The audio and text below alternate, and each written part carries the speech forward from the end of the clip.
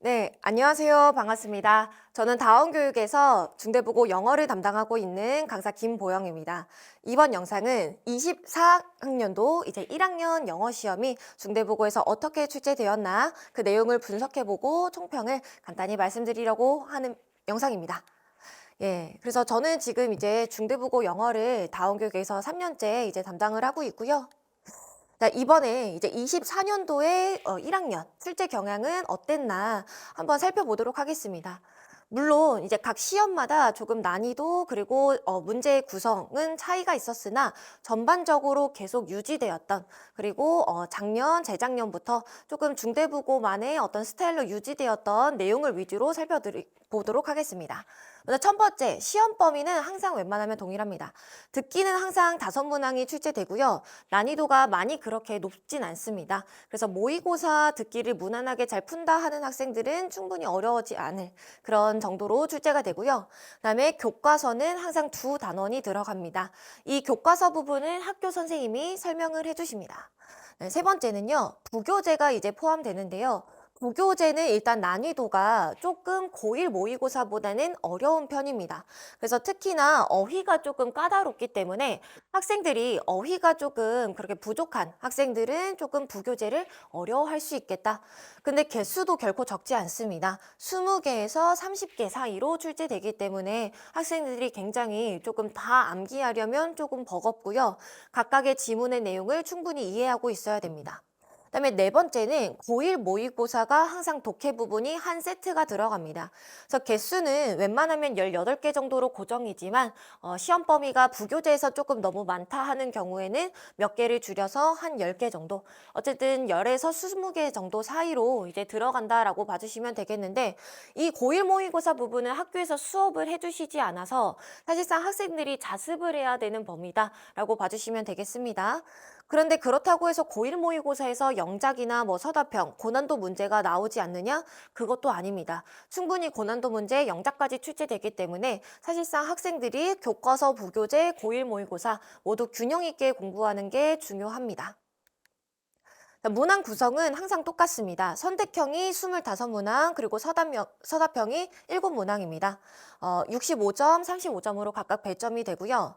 선택형 같은 경우는 수능형과 그리고 내신형으로 구성이 됩니다. 수능형 같은 경우는 이제 우리 수능 모의고사에서 항상 출제되고 가장 기본이 되는 유형이라고 여겨지는 어휘, 빈칸, 흐름, 대의, 요약 등등등 이런 유형들이 다양하게 출제가 되고요. 그다음에 내신형 같은 경우는 수능형과 다르지만 중대부고에서 이제 따로 출제하는 그런 내신 스타일이고, 이 부분은 매 시험마다 바뀌기 때문에 지문의 특성 그리고 뭐 지문의 난이도 이런 거에 따라서 선생님이 맞춰서 이제 출제하신다, 이렇게 봐주시면 되겠습니다.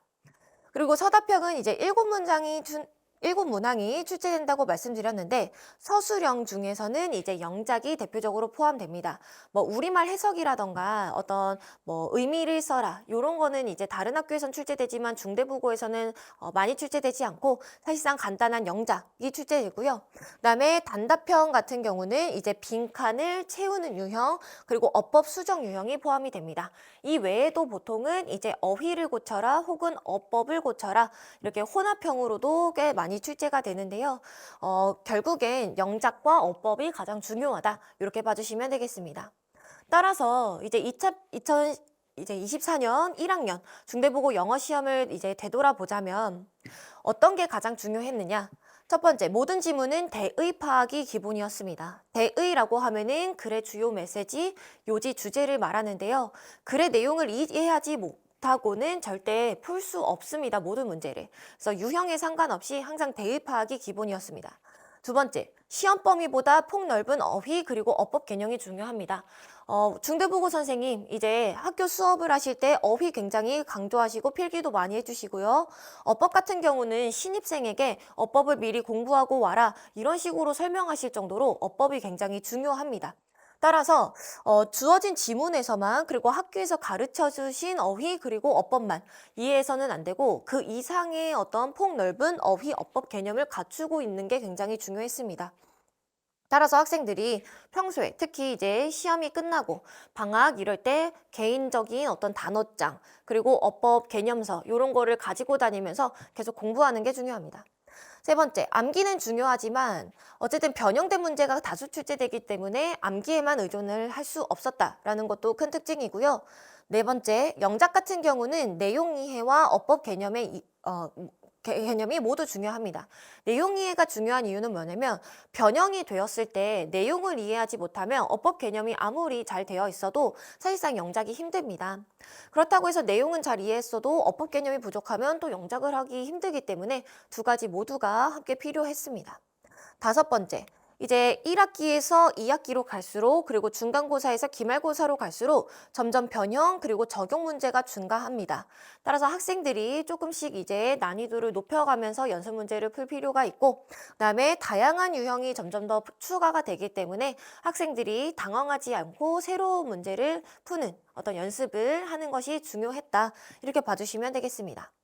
그러면은 올해 이제 기출 문제 중에서 특히 유독 눈에 띄었던 그리고 자주 빈출되었던 그런 문제들 한번 살펴보면서 제 자료도 한번 살펴보도록 하겠습니다. 중대보고에서 항상 출제되는 유형이 이제 어휘 문제입니다. 그래서 밑줄을 치고 어휘가 틀린 문제를 이제 골라라 라는 건데요. 이거는 거의 매 시험 이제 출제가 된다라고 봐주시면 되겠습니다. 그래서 제 직보 테스트 같은 경우는 이렇게 밑줄이 상당히 유사하게 출제되어서 학생들이 이런 유형을 충분히 대비할 수 있도록 하고 있고요. 이런 유형 같은 경우는 이제 문맥을 잘 이해하고 있고 그리고 주요 어휘를 꼭 정리하고 있어야 된다. 이게 중요합니다. 그다음에 두 번째로는 어법 판단 그리고 수정형입니다. 어법상 틀린 것을 골라라. 혹은 틀린 것의 개수를 찾아라. 혹은 틀린 것을 고쳐라. 이런 유형이 출제되는데 이런 유형은 제가 이제 중대부고 클리닉은 항상 어법 그리고 영작을 중심적으로 이제 학생들과 첨삭을 진행하기 때문에 빈출 어법 개념을 숙지할 수 있도록 도와주고 있습니다. 그래서 이런 자료를 통해서 충분히 대비될 수 있었다. 이렇게 봐주시면 되겠고요. 세 번째는요, 낱말 배열 영작입니다. 항상 영작 문제가 이제 중대부고에서 좋은 성적을 받기 위해선 굉장히 이제 꼭 중요한 유형인데요. 이런 유형 같은 경우는 지금 보시면 원문과 기출이 변형이 없습니다. 그래서 변형이 없이 이렇게 영작이 출제되는 경우는 학생들이 주요 문장을 암기하고 있고 그리고 혹시 암기가 덜 돼 있어도 이런 문장을 봤을 때 우리말과 주어진 단어를 조합을 해서 영작할 수 있는 그런 기본적인 실력 이런 것들이 필요하다라고 봐주시면 되겠습니다. 그래서 이 유형 같은 경우는 이제 밑줄 친 부분의 이제 예시로 적절하지 않은 것을 골라라 이렇게 출제가 되었는데요. 지금 정답이었던 5번 보기 보시면 무려 지금 5줄로 구성이 되어 있습니다. 근데 이게 보기 하나의 길이고 이런 보기가 1, 2, 3, 4, 5번 총 5개가 있기 때문에 25줄 정도 그러니까 모의고사 지문 이상의 길이가 됩니다. 따라서 이런 유형 같은 경우는 학생들이 기본적으로 독해를 조금 빠르게 할 수 있어야 되고요. 그리고 밑줄 친 부분의 의미뿐만 아니라 이 글의 주제가 뭐였지? 이 내용을 바탕으로 해서 예시가 반대되는 것이 무엇인가? 이거를 찾는 이런 능력이 중요했습니다. 따라서 이런 유형 같은 경우는 굉장히 고난도로서 내용 이해 그리고 보기에 대한 정확한 독해 그리고 어휘 실력 그리고 시간 관리 능력까지 모든 게 필요로 되는 객관식 유형이었다. 이렇게 봐주시면 되겠습니다. 그다음에 두 번째 유형은요, 낱말 배열 영작입니다. 이런 유형 같은 경우는 이제 앞에서 보셨던 낱말 영작과 비슷하지만 차이는 뭐냐? 학생들이 외웠던 그런 원문과 다르게 출제된다라는 겁니다. 그러니까 내용 알맹이는 똑같지만 이제 그런 어떤 어법 구조라던가 단어는 바뀌는 그런 스타일인데요. 보시면 원문, 학생들이 공부했던 원문은 이제 위에 나와 있는 문장입니다. 근데 기출을 보시면 지금 키워드는 뭐 이제 유지가 되나 지금 유의어로 바뀌어 있는 부분도 많고 문장 구조도 많이 바뀌었습니다. 따라서 학생들이 일단 기본적으로 내가 영작해야 될 그 내용의 메시지가 무엇인지 파악한 다음에 어법 그리고 유의어를 바탕으로 학생들이 조금 영작을 하는 그런 연습이 필요했다라고 봐주시면 되겠습니다. 자, 그리고 세 번째 유형은요, 어휘 어법 혼합형입니다. 그러니까 오히려 영작보다 이 유형을 어려워하는 친구들이 굉장히 많은데요. 보시면 보기에 이제 선생님이 단어를 주시는데 이 단어들을 골라서 빈칸을 채우는 겁니다. 근데 이럴 때 보시면 이제 어법까지 알맞게 고쳐야 되기 때문에 학생들이 어휘도 보기 중에서 내용상 알맞은 거 고르고 그다음에 어법상 고치기까지 해야 되기 때문에 굉장히 좀 고난이도다. 그래서 지문을 내용 이해를 하고 있고 어법 개념도 필요하고 적용 연습까지 필요하다. 그러니까 지금 설명드리는 거 보시면 모든 유형이 다 내용 이해 그리고 어법 개념 이게 필수적이다 이렇게 봐주시면 되겠습니다. 자, 그 다음에 이제 네 번째는요, 구문 활용 영작입니다. 이건 또 다른 영작의 유형인데요. 뭐냐면 학생들이 외우거나 본 문장이 전혀 아닙니다.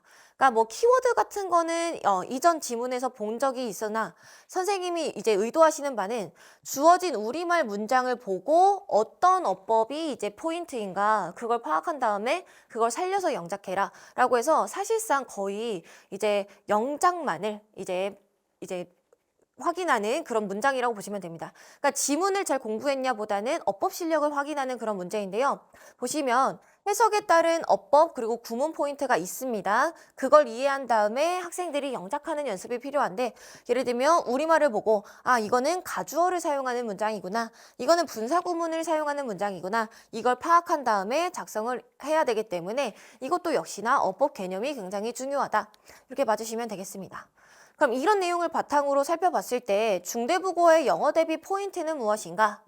첫 번째, 교과서, 모고, 내신, 비출, 기초, 어휘, 그리고 어법을 숙지해야 됩니다. 그러니까 자주 나오는 어휘, 그리고 어법이 분명히 존재하기 때문에 그것만 잘 공부해 놓아도 1년이 편합니다. 그래서 계속 반복해서 나오는 어휘, 어법을 반드시 숙지해야 되고요. 두 번째, 영작, 어법 수정에 대한 꾸준한 연습이 필요합니다. 저도 이제 중대국어 클리닉 같은 경우는 어법 그리고 영작 위주로만 이제 진행을 하는 이유가 사실상 어법 영작이 가장 중요하고 비중이 크기 때문인데요. 중대국어 친구들은 반드시 영작 그리고 어법을 판단하고 그리고 수정하는 연습을 꾸준히 해야 되겠습니다.